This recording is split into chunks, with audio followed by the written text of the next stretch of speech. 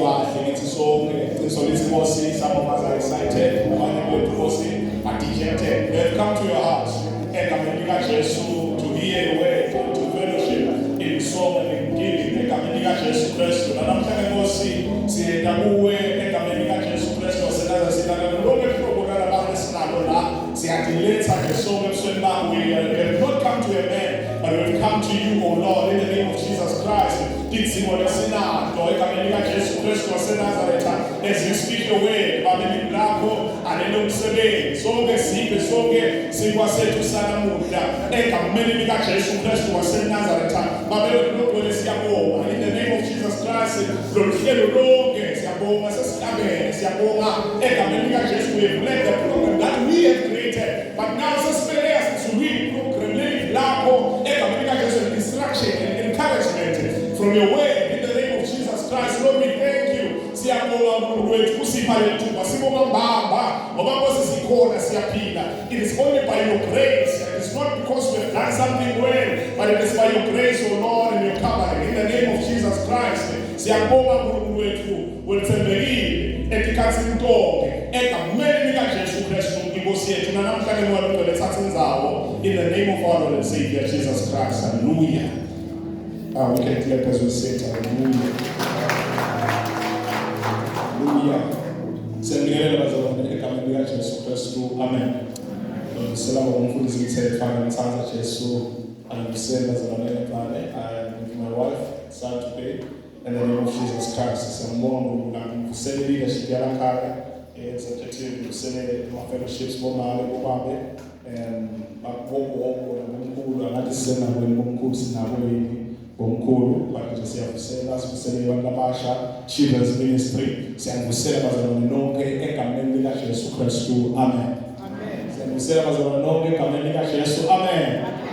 Hallelujah. Laze labalihlele la bathi angijayeli manje. It's a wonderful day. Oh yes. It's a wonderful day. It's a wonderful day. It's a wonderful day. Oh yes. It's a wonderful day. It's a wonderful day. It's a wonderful day. Oh yes. It's a wonderful day. It's a wonderful day. It's a wonderful day. Oh yes. It's a wonderful day. It's a wonderful day. It's a wonderful day. Oh yes. It's a wonderful day. It's a wonderful day. It's a wonderful day. Oh yes. It's a wonderful day. It's a wonderful day. It's a wonderful day. Oh yes. It's a wonderful day. Oh, He died for us. He died for me. When He was dead, He was sins away. Yes, it's a wonderful day. Oh yes, oh yes. It's a wonderful day. He died for me. He died for me. Oh my, when He was dead, He was sins away. It's a wonderful day. Oh yes, it's a wonderful day.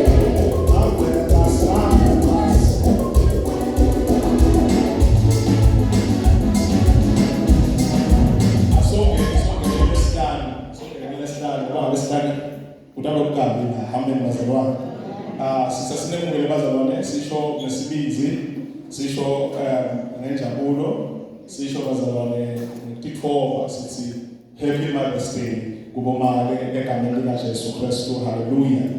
We really appreciate bazalwane lokunengi lenisendela bona hayi bandleni elina families nalemakhaya nasemisebenzini siya appreciate kakhulu bazalwane egameni likaJesu Kristu. Hallelujah.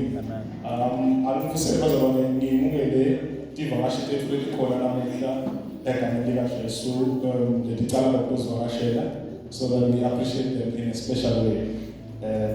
vele namhlanje uNcube bakathatha umwathi lemaswiti umfundisi kuphela nje kakhulu ngathi leswiti bayivakashi nabasethatha lemaswiti egameni likaJesu amen zona but ubalisile bamavuso ngithemba zokubalisa kahle ngavamele ukuthi ngaJune Father's Day kabe kubazi amen bakhona nabacala ukuzivakashela bazalwane so we appreciate them in the name of Jesus Christ siyenza nalana bazalwane ngicela nesiphumisele ama-microphones nanga khona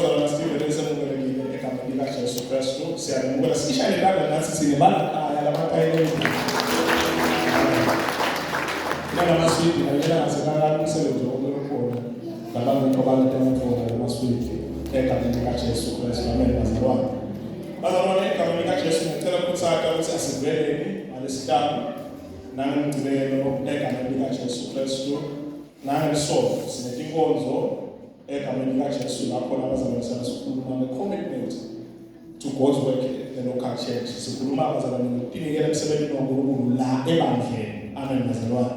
Hayi sinikela emsebenzini kaNkulunkulu nje la ebandleni. So bazalwane there will be a lot of learning. Ngicabanga ukuthi lekumvuselelo bezalwane they are here to equip us egameni likaJesu to do even better emsebenzini kaNkulunkulu. Bona ukhona la siyabona sonke la siyakhona bazalwane.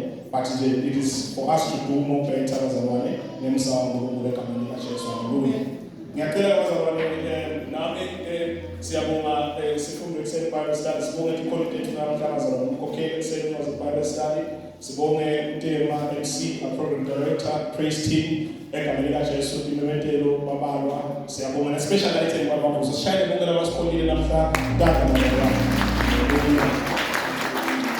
We keep on insisting bazalwane to the fact that asikalungiswa onke lasikalasontweni asikasiziswa sonke and we pray ukuthi Nkulunkulu asisike ukuthi laba abasengaho kuphela bazalwane bathi designated umsebenzi wakhe uNkulunkulu kube ngobantu labalungelene naye uNkulunkulu. So siyabonga bazalwane usikhona ngale ndlela asiqhubeke siqinisele ema services nesitaba nawo siqhubeke siwakathele bazalwane egameni lenkosi yethu Jesu Kristu amen. Ngithole thuba lokuhamba siyoshesha ngaNkulunkulu Friday siqale mocha sabuye sayimliba silele ka-5 ekuseni Saturday so sabuya into saqala nga-10 sagcina nga-4 so maybe vele umtimba angeke usibambisela ngawo but we are excited about the message bazalwane sakhuluma ngayo namhlanje amen bazalwane.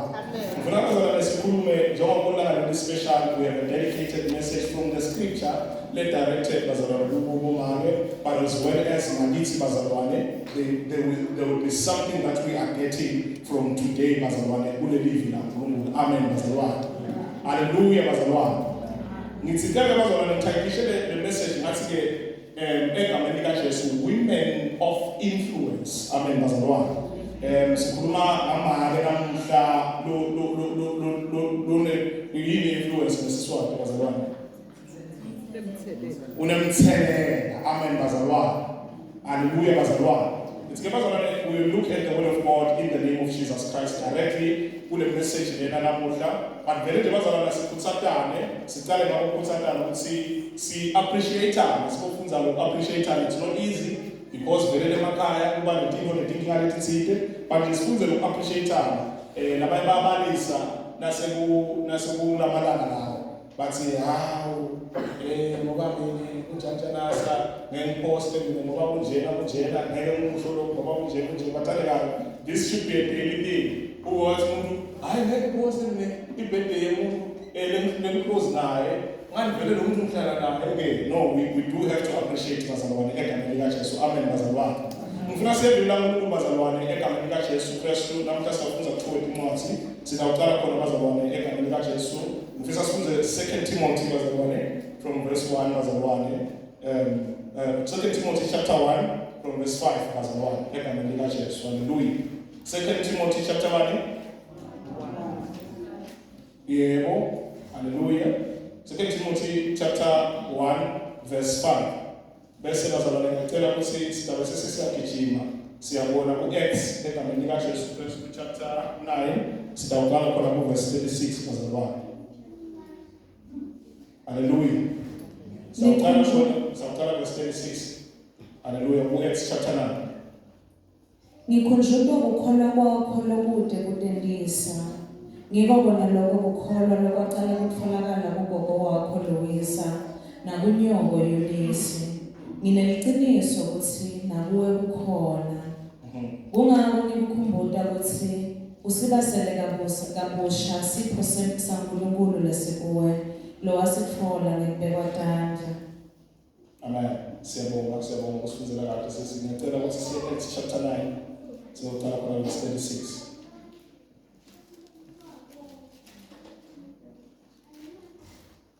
eJopha kwakunemfati labelikholwa anguThabitha libito lakhe ngesiGreki kwakunguDorcas lokusho ukuthi inyamatane abechitha sonke isikhathi sakhe ngekwenta lokuhle ngekusita timphoya ngaso leso sikhathi wagula wafa sifundo sakhe basigeza basilalisa endlini esitezi iJopha yayisedvute neLida kwathi bafundzi nabeva ukuthi Petro abeselida bathumela emadvodza lamabili nemlayeto lothi sicela unonophe ude lapha kithi ngako Petro watilungiselela wahamba nabo nasafikile bamthatha bamyisa kulendlu leyayisitezi bonke bafelokati bamsingatha bakhala bamkhombisa emahembe nemajazi labentiwe nguDorcas asengakafi Petro wakhiphela ngephandle bonke bantfu wabuca phansi wathandaza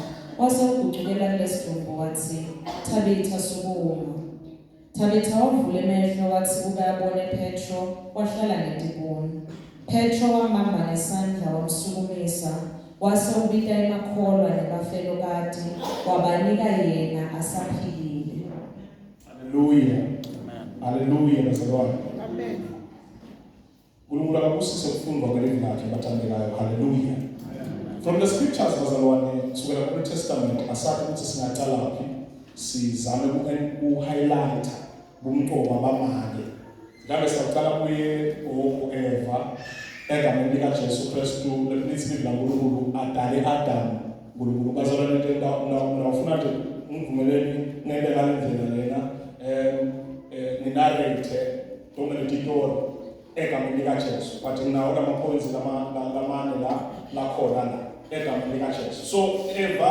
kuthiwa bekabhorekile Adamu lapha sa-creatile sadala konke wathi adalile uNkulunkulu wamnika Adamu umsebenzi wathi manage and name animals here athi atibona tilwane Adamu waphinzwa bona uNkulunkulu solubhorekile umjidala so umuntu lona solokude umsidi lo muntu lona solokude umuntu lo langaba icompanion yakhe amen bazalwane ngifuna ukukaka kahle bazalwane ngilaleleni mathandana so ke uNkulunkulu wakhetha ukuthi alalise Adamu ngokuthinza conference lesikuyo sikhuluma lenzaba ukuthi umuntu wesifazane umuntu wesilisa so thina as a church of God saved by Christ asi-affirm kuletinye tipho ngoba thina sirecognize ukuthi wesilisa amen bazalwane wesifazane ngiyenza nje lapho bazalwane angidebate futhi angincindethe bazalwane ukuthi hayi LG nani yes asinako bazalwane hayi GBV ngikhuluma ngalo lokuyi bazalwane thina singeni alapho thina sinakalana so God ukuthi Adamu wethwane wamthumelela abamanje wathumela Eva wamakhela Eva wamlalisa wathatha wakuma Eva lo totally opposite kule male. Amen bazalwane. Lona ma qualities lahlukile, reproductive systems lehlukile. Wakwenda kwaba clear ukuthi lona wesilisa, lona wesifazane. Amen bazalwane. Kuthiwa ke in due time lithi iBhayibheli in the Old Testament likhuluma nge-intimacy lithi Adam wamanga Eva. Bobani abantu babo bazalwane. Kaini nabani? Na Abel. Amen bazalwane. Now nafuthi iBhayibheli so call it take away nawe. So uyathi ukuthi una Kaini na Abel. Amen bazalwane. Umuntu la enhlitiyweni, umuntu la enhlitiyweni. Ukhulumile nawo zwane la senkothe zwane la sinikeza. Ngibani la enhlitiyweni? Ngibani la enhlitiyweni? Nansi ke umuntu of-influence asicale lapho bazalwane.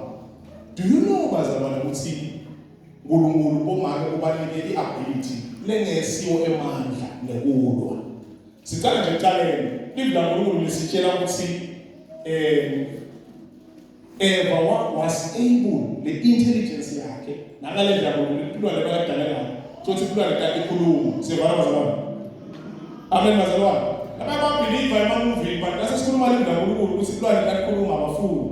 So ayinto abayinethinyama uyabona ukuthi inyoka yayinani bazalwane. Yayinyawo. Wathi ayaqalekisa ngoba waseyita kanjani from there. Number 6. It is in the scripture. Oh, is that not the scripture? No, bazalwane, it is in the scripture. But the intelligence lebeka lifakile uNkulunkulu. Lona bekathi gaza kuba wathi nemaye ibhabhulu lena. Ingoma lena. But wakhona ukukhuluma nenyoka mzalwane. Tshela mfethu akasho ukuthini umfundisi kanje. Wakhuluma ngale nyoka. So inyoka bazalwane yamconvince yathi uNkulunkulu ubona ukuthi indawo ibala. Iconvince abantu bazalwane. Ngiyabona ukuthi kana nje manje indawo ibala. Dlala ineselo ngivuleke emehlo ngesabalaza bazalwane. It is way long story bazalwane. Ngiyabona ukuthi nawe uthatha neselo udle. Ndohlala. Wathatha manje. Wenda njani Eva? Wow. Lithi iBhayibheli laNkulunkulu nasaqedze ukusila neselo. Wabe sebenza njani? Unika bani? Sisuke nje lomqondo ukuthi hayi sithelele kakhulu ngaso no sifuze kahle iBhayibheli uma isazi yachaza official seyibuta uthi wawadla qala waluma wasunika bani nyemo. Amen bazalwane. Lapho la kuyakhona ngiyalanga le influence angikhuluma bazalwane angiyidinga ukuthi it is because of what bomake kunjalo but it was the influence ukuthi sokudlile umkami namsana kanjani manje sanini nakabantu futhi uNkulunkulu uyamblame Adam ublame abantu Eva unomfathi lomniketena na Eva mlenyoka lemkhulumisile yaqala lapho nje blame game but bazalwane sifuyele Eva manje egameni likaJesu but the first shift of humanity iqala lapho. Amen bathandekayo. This is the influence yemuntu wesifazane. Singaphinde sithi bazalwane sibuye singene kosana egameni likaJesu kosara egameni likaJesu people who were called by God to nature one person. Now nje lamfika sikale khona bazalwane. Lipo namletala lithi as a mother you are called to nature. Ngile ngakhona emabandleni lakho namhlanje kunebazalwane labenge bantwana. Ukhanza ukuthi usiyathi sonke ukuthi make sivane kude imazalwane ngani but akumele ngabe imake lo kumele ngabe imake lo akumele ngabe imake ngithi ke bathandekayo the calling like bitele bomake uNkulunkulu it is to nature uqala just to give back nasebatholele vision. That is why babalisa abantu bomhlaba bathi sibasondele igcwele bomake no they are able to understand lo lokusho bafuna ku-action lokushiwo. They are called to back the idea, to back umntwana to bese nakhona noma sekatelwe kwaqala nje bazalwane ngisakwabathisile. First it is to give back. Hallelujah bazalwane. Nathi give back akusho lokho kwasesibhedlela kuphela bazalwane. Ngiya-interpreta nje bona laba basaba abafuna ukuyela esibhedlela. Bona ngabe what? So they are called to do that. And that level bathandekayo ngithi-ke asibumenshini lokubeleka umntwana kuphela. Sikhuluma nokuthi bathandekayo uNkulunkulu ukhuluma naAbraham. Emva kwalokho ukhuluma naAbraham uthi I want to build a nation but the nation le ngayibheka ngeke ngawo Abraham khona ngitshela wena ukuthi ngikubitela lutho but ngawusebenzisa umngane usho ukuthini Sara bazalwane usho ukuthini Sara mother of nations amen bazalwane Sara usho ukuthini so you take our name angesinayo Sara usho mother of nations amen bazalwane so uNkulunkulu ufuna ukudala Israel size sakhe lesikhulu ubika ingoza uthi ngifuna uthi bantu sihlukulwane sakho sebengana ngisihlamathelwa ngifuna ukuthi ube masters wakhona ngoba lothi Abraham khona and by the way bazalwane le masters lekhuluma ngawo eBhayibhelini ngilawa besiwabona mina uNkulunkulu sengaka ugoqo mhlawumbe ngoba ne flood bazalwane zamqondo in Genesis chapter 11 bathi ke kusengake in Genesis chapter 9 10 and 11 bazalwane kusengake uNkulunkulu wipe out la masters lebekwa Abraham Solomon but bathanda it was very impossible ukuthi Abraham declaration out ngolo ayitha God bathanda ukhethile walidala bomama wathi to launch destinies udala into leneke letawusopasida wena udala into letawuimpacta umhlaba uthi ukhethe ukuthi usebenzisa mani amen bazalwane so God's responsibility nakasallocate athi imini tawenda lo ushabeka the text in the book of Genesis uthi indoda itawudalini ukuthukutana bazalwane bese athi incase bomama ngoba le case lena I see case yokuthi sicalelise noma sina faster sithi please God reverse this bangane bahambe kahle nabaye esibhedlela no but le case lena bazalwane it was a disciplinary consequences kuLula kusi case ukuthi uqaleksiwe sale ufa uthi nje uyindoza ngeke usalethelwa uzofuna ukuthi usebenze wena ukuze kube lutho loluthini to provide amen bazalwane but uthi ngibomake uthi bendawukala kamnanzi bendawubeleka kamnanzi but sekungabaprovide la ngithi abathandekayo from that uze beminyaka sonke uNkulunkulu umisile lokho ngalo ukuthi la responsibilities uNkulunkulu usinikile umuntu wesilisa ubane ID ingozi ayibane ID amen bazalwane le ID bese iyayisho bese yishilo le ID ayithathe mama ayiprove ahlale kwawo bese bazalwane sekuphuma umphumela after nalo umphumela sokuphumile lokunechalisha lokuphumile le ID lekhona it is the responsibility of a man amen bazalwane mfrance siya ku spiritual sibe sicalela ngabathandekayo singakhuluma sinike bazalwane egameni likaJesu yesibili bathandekayo ngithe iqale inanjani responsibility uNkulunkulu abaniketela strength abaniketela sona uNkulunkulu bomake ngoba sibuya as a strength it is to give birth secondly to nature amen bazalwane to nature ukhulisa unakekela amen bathandekayo uNkulunkulu le ability leyo uyiniketele bomake haleluya bomake ngiyathi bona vele usenga motivate kangakanani ngoba siyakuthakana nje bathandekayo from the word of God but it is to nature to give birth into nature bathandekayo haleluya bazalwane singasuka siyephi bazalwane sijambe ngaba Moses lo sabona ukuthi kukhulu egameni likaJesu wathi no lana utawubhetha la I will be able to protect baba Moses akasakhona ukumprotecta Moses babulawa abantwana bemaIsrael manje ngeke asakhona ukusurvive bacabanga haleluya mama wena njani manje haleluya wathatha umntwana wambeka kuphi namhla vele size ni Bible study wamfaka emotini Bible basket wamfaka kuphi manje emfuleni masaba yeta iprincess itobusha lamfuleni yakhaza umntwana wathi wow this is now going to be my child that was one ngamthatha ngomqhele ese wathola basafuna umuntu longanakela umuntu wavela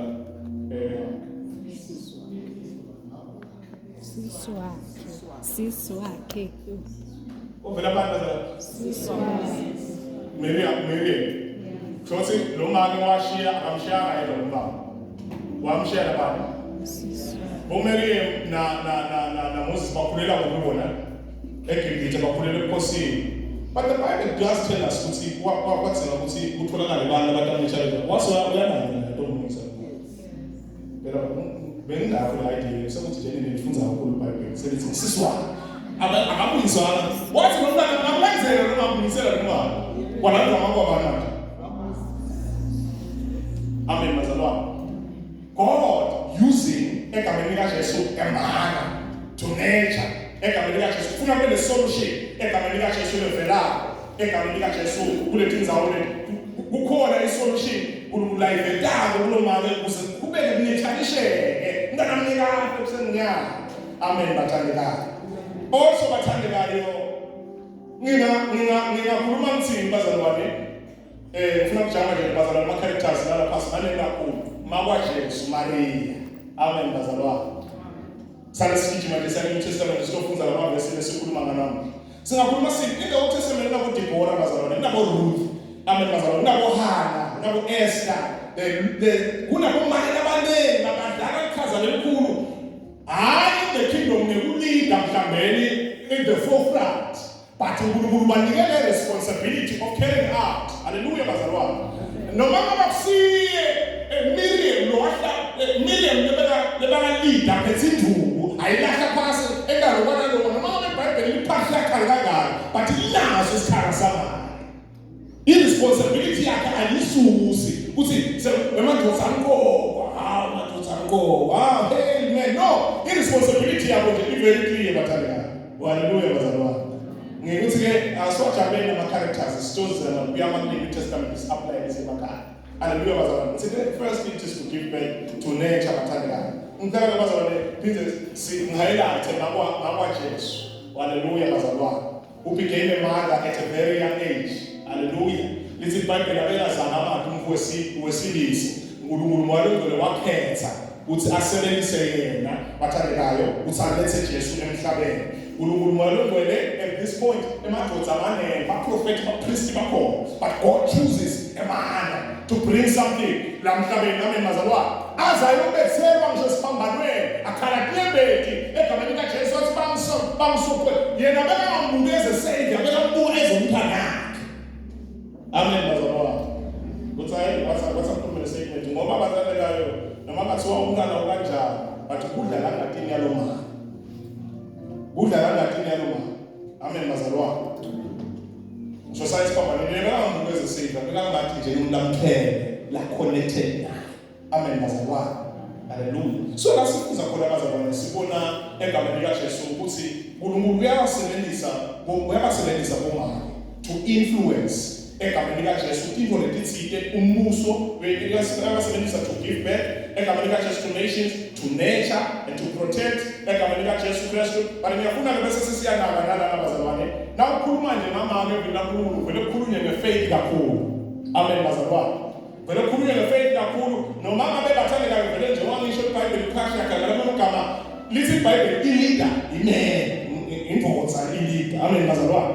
But alisusa erase imali from the history bazalwane of the impact la endine embusweni waNkulunkulu. Hallelujah bazalwane. So ngithele nama kwaJesu bazalwane siyakuthola ukuthi Maria took care of Jesus egameni likaJesu Kristu wafesa inhlamba ngencane nakhe uthi utele livezandlebe because those things still happen bomake namuhla.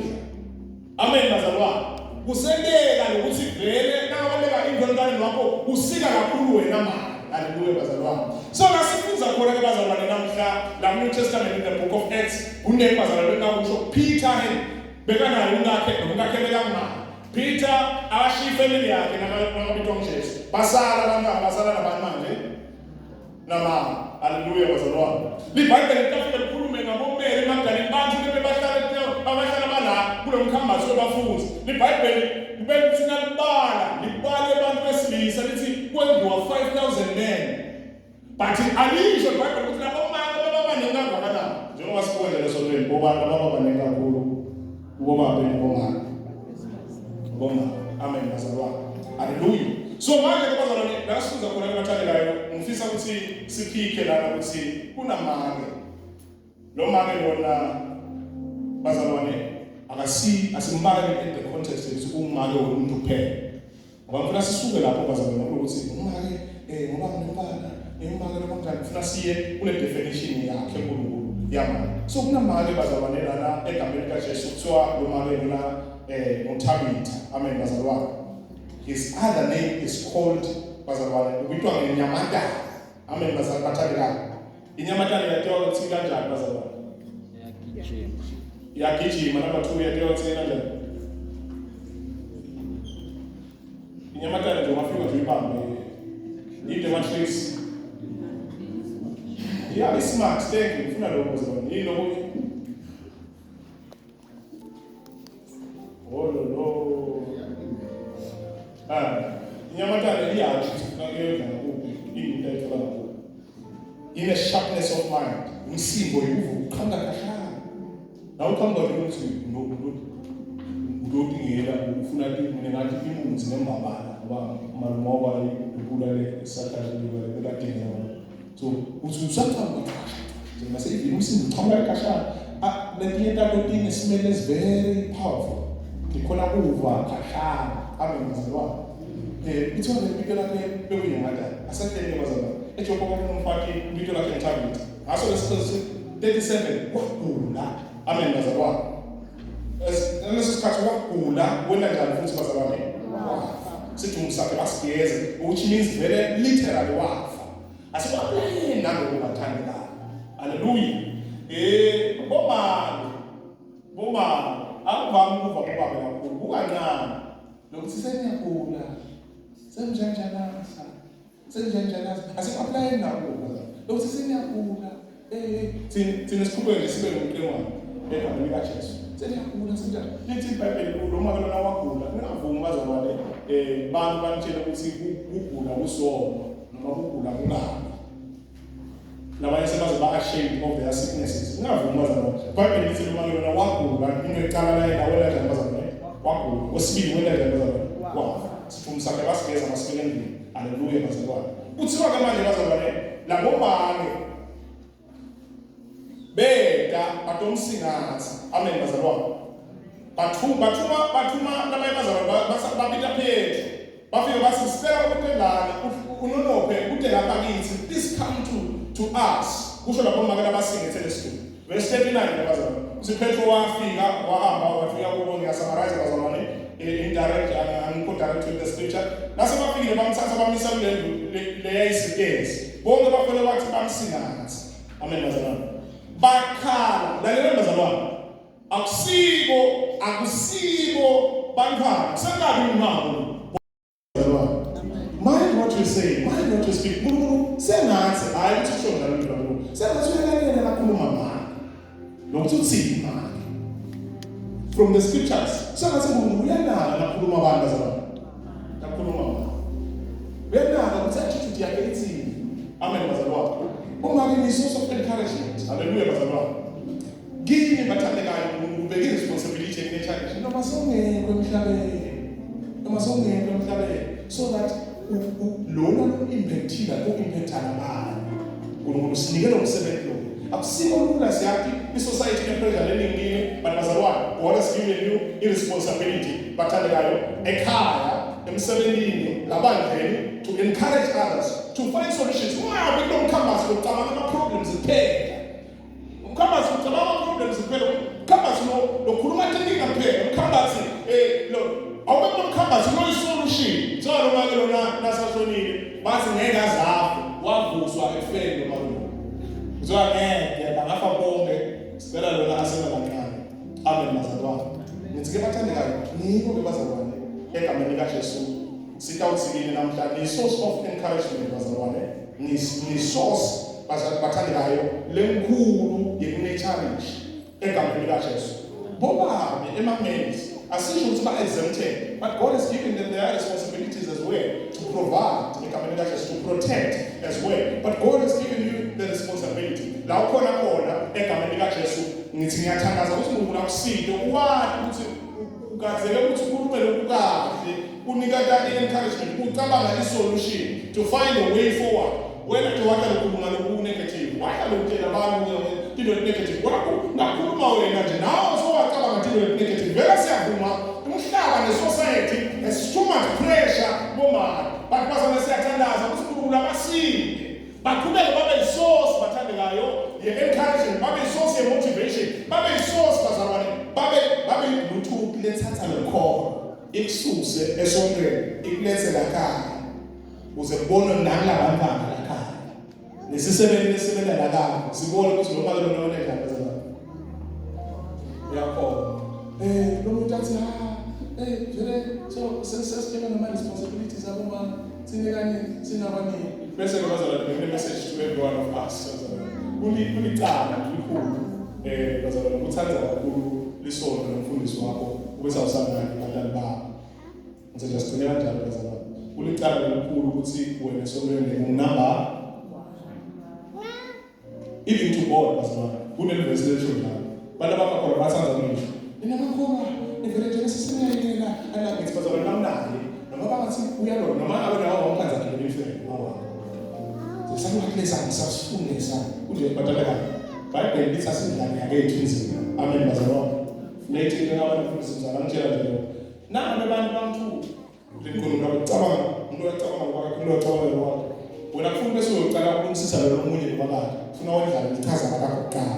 Amen bazalwane. Ngithi bazalwane nayo noma abakhulisile namhlanje lo siphumana bengathi ngibhala iWhatsApp ushilo wami uzokusendela ku-FT iproblem enkulu ke kubobabe labakhona labonga athi phela ufuna kusho abantu bakho ukuthi eMother's Day nami ngisho kumakwami mina ngisho kuwe wena ngisho abantu bakho nami ngisho kumakwami ukuthi eMother's Day but bazalwane let's go out as a church njengoba kukhona nje nasontweni yazi ukuthi bathwele kakhulu kunengo ngokuthwele nabantu besimabehave in certain ways bese kwenta nje abakhalelo nini ngoba lokukhulu okuningi uwela lapho yonke into lehamba ngami society ikhonjwa kubo yonke into lana kwahamba kampetha unomfana ayivele ngokufata kaphili labanye they are leading their families on their own bathanda yathini ukuthi uNkulunkulu unabo isociety lebazalwane ngoba nithwele kangaka from the society is not in them abantu disappointed sosi yakho lenkulu mahale bakhona la uNkulunkulu labanye omake basikile labasebenza abantwana abadala bafika abantwana bashintsha nje bathi akusuke mina nomsebenzi nami bathanda there's a lot of pain mhlawumbe labahamba kuyo sicknesses labahamba kuyo bantu bazalwane siyathandaza ukuthi ningasuki kuNkulunkulu dinamathisele uNkulunkulu have your prayer altar utawumoya ngenxa yokuhlungu lokudala ebetrayal lendawo utawuhlala nomoya sisike bazalwane sekusitsheliwe la ukuthi lo mama lo gogo lenxa ikhona kwakhe uNkulunkulu nokukholwa kwakho display kwa-transfer. We are praying for the salvation of your families. Lord, we are praying for the salvation of your families. Uthi wakhala umkalothi uNkulunkulu nakaphuphisa igomora leSodoma. Weva khala kwabobani bazalwane. Weva khala kwabobani bazalwane. Imbili into ekabanga afika ezulwini. Number 1, umuntu wesilisa. Sengathanda phela sengithi umuntu wesilisa. Number 2 bazalwane bantu abakhe. They can cause you to usuke your position uNkulunkulu. Amen bazalwane. God has called you to be nurturers. Awubuke ukuthi ufuna ukukhuluma njani. Khona la sonke nasekhaya ithi approach yakho. Emagama lasho umake noma umuntu wesifazana akavami ukereze. Bancane bobaba labafundiswa ma relationships. Bancane abantu besifazana abafundiswa in relationship. Baningi abantu besilisa abafundiswa ma relationships. Ukhona lo wenjenjalo just spoke something. Ayinamathela namagama. Ngathi uNkulunkulu bekakunika iweapon. Ayinamathela kakhuluwana namagama. Ngiyiwanikela le ability ekhulu. Because God is expecting good things, positive things to nature to be bazalwane. Amen bazalwane. Message bazalwane yathi ngoma ukuthi uNkulunkulu nani. Also run to him. Labanye bese baba nemistake. Sebathemba abaprofeti bafundisa kakhulu wenza uNkulunkulu himself. Ungabeki umuntu emkhathini wakho naNkulunkulu bazalwane. Dawulimanga. Abantu badisappoint abasenship bazalwane. It is very difficult but bazalwane uNkulunkulu nikete imandate. Uthi hambani launch nations and nature nations. Balabasha. Now sengabe lempala. Now ubile lempala ekamini kaJesu pray ukuthi uNkulunkulu akusinde ukugcine unake lempala. But now sengabe lempala macala ukuthi lempala. And rush to be a man. Plan. Hamba ngapha sokufuna lokuyakho. Uthi yathi ke sekukanjena manje. Amen bazalwane. Because it's a responsibility. The moment bafuna labaye ukuthi bulala. Bafuna labaye bomalo bamba. Lawa seyababuda. Ubuke manje la bona bafuna bathi abanye abantu nabana sokunabantu nabahleli sokungekona ukuthi ngase yahamba ngolo unyabhala ukuthi hey ngathi ngihamba mhlawumbe manje umshiya nabantu lokudala ngamshaya nabantu amen bazalwa God has given you ability nature bazalwa othisha abadala chaza inkudwana esikoleni bamotivate abantwana bamotivate ukuyona la khaya ngokusimagamanga lo mntana lo kwamkhuluma ngokusimagamanga we are praying ukuthi bazalwa ube ne positive attitude protect them nakunemisindo lekhona make sure ukuthi uyazama kwa-exempta nabantwana lephingela lekhulu sokutshela abantwana anibakho logulwabo nguye losilo yakho lakhaya umntwana uhamba ugcwelela ukela nhlobo yithi wathatha bukhona asibakhulumisi bala osibakhala lapha kontiwa no bazalwane wademonstrate bukhona ukuthi noma bakufaka imbanga kusho khona true standards of Christianity bazalwane yaqhubeka kuba phethe bona lapha bakufaka imbanga ngibonga ukuthi nawusuka nje hamba ubhalele ngabo appreciate bazalwane lo muntu asakanaka bakovela wangishiya boma ekhakhe that doesn't matter bazalwane write a message today and appreciate them noma ungeke uthando lwakho utshela ukuthi ngenxa yothando lwakho Chris ngibonga le message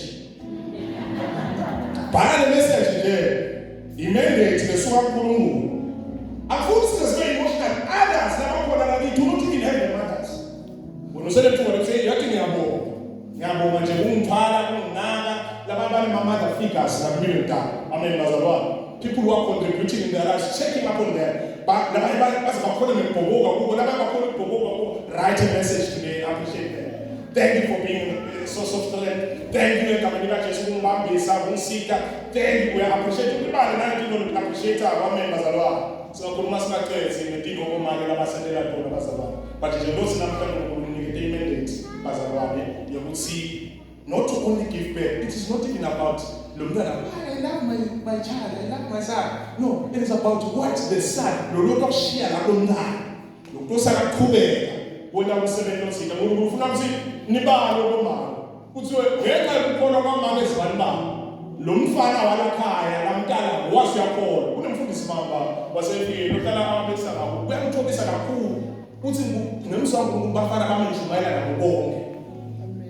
Lo munye nangishumayela ngale madrums ngumdlali bass guitar lo munye ngishumayela ngahlala phansi ngisashumayela by God's grace that's what God wants labafana bakhe lo babe nasakababala ba impacta labanye abantu let us not even about ukuthi ufuna kube bass Japan no the mandate is beyond you noma sohambile emhlabeni nangabuye Jesu kwenza banda wena utakuba iqhaza lomdlalini amen bazalwane sinomsebenzi wethu bazalwane sonke la siyaphuma appreciate nawuthi nje hayi enamhlanje sokulela khona uNkulunkulu uyakhuluma nabo mama nami ngikhuluma nawe ya ngithi ke thani neluthando lwaKristu ngiyabonga I really appreciate labanye bakhona la sontweni bayasheka amakhulu ngomusha bayakhuthaza labanye vele bakulimanda nabakhuthaza ngoba nawuphuna kuba phumana sometimes but do write a message and appreciate amen bazalwane let's get back from the history of the Bible bomake badala ichaza elikhulu to shift things for the positive or for the worst.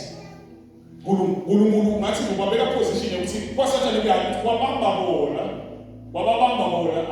sesiyaphasa kakhulu bona ngaphela lamanye ama-marriages alikhuluma nje uqiniso amanye ama-marriages asimela kuma labanjwe ngabo lamanye most of marriages asimela kuma most of homes bathwele ngibo kakhulu so bathathayo uNkulunkulu anikete amandla egameni likaJesu sisungile sonke bazalwane so that we pray in the name of Jesus Christ.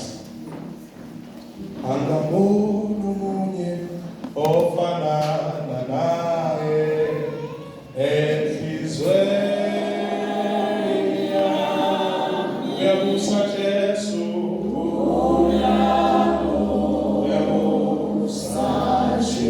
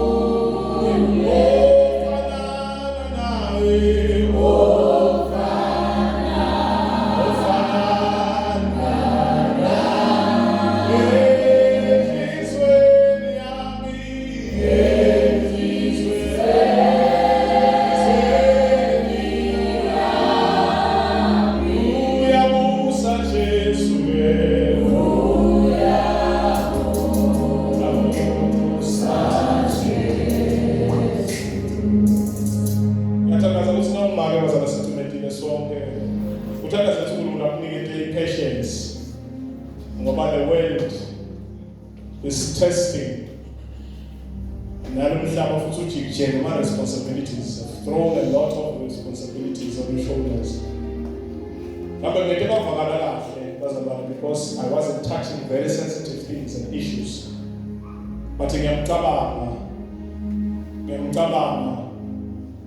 umkaJobe lobitwa ngesibuku but umkaJobe bekaphunyiswa ubuhlungu nasabonile ukufelwa abantu bakhe bonke ngiyamcabanga ngakwa Samson when Samson wasn't listening lokhu ukubitela into letingaka mfana wami wendani I'm thinking of mothers when things are not okay ngithi kini God has still given you the responsibility to shape nations.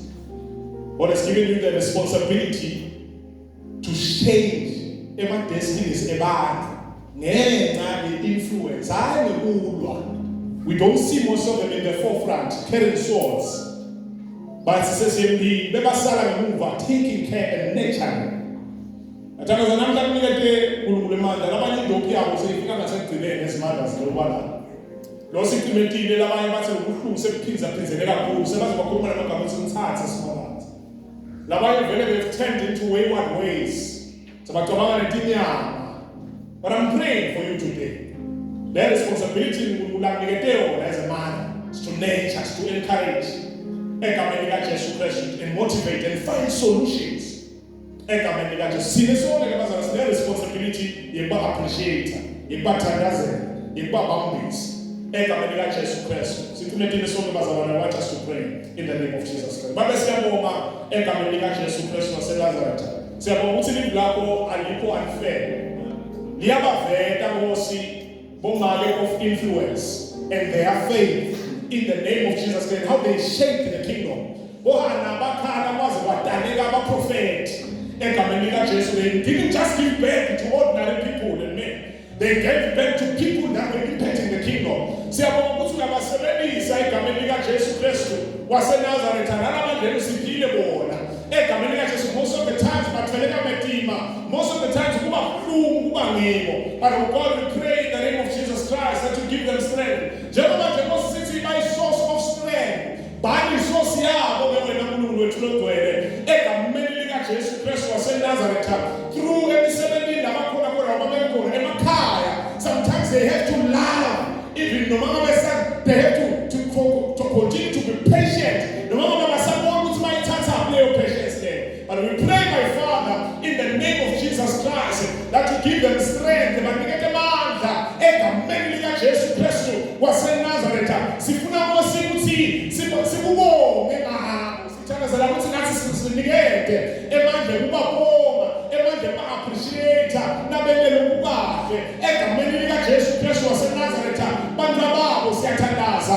labanye manje imideni yabo they're praying for their children, labanye imideni yabo they're praying for their husbands egameni likaJesu Kristu. Thumfatwa lothu wakhala tiyabhede sakuthiwa usenzile wena but bantu abakho abakasizi.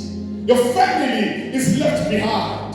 Uthiwa Noah egameni likaJesu waqala wagibelisa umkakho, wagibelisa abantu bakho, wagibelisa ichronology yakhe.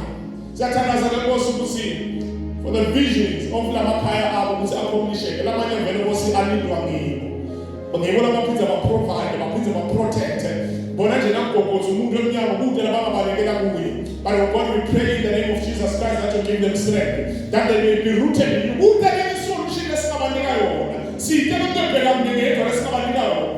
Egameni likaJesu. Most of the time they are called to be humble.